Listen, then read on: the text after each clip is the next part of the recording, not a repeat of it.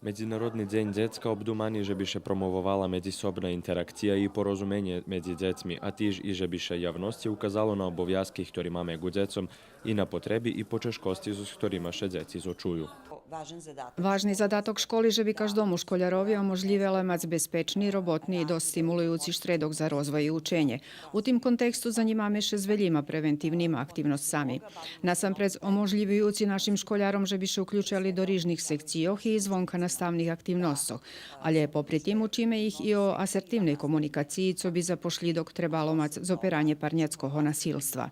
Među decmi i mladima nješka prisutne i elektronske nasilstvo. Ono predstavlja ozbiljni zadatok i vyvolanje zašitskih, ktorí se zanimaju za obrazovnu i vospitnu robotu.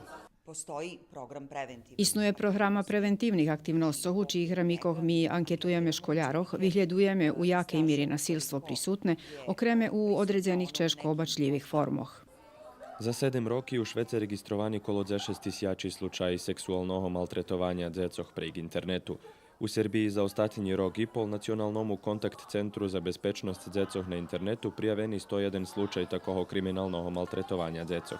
U prethodnim periodze prilapeni velji novi zakoni i strategiji, s ktorima se unapredzuju prava dzecka u oblasti izoperanja nasilstva i diskriminaciji, unapredzenju obrazovanja, zdravstvenej zaštiti, rješovanja statusnog pitanja okreme dzecoh Romoh, migrantoh, vybežencoh i interno rozseljenih osoboh.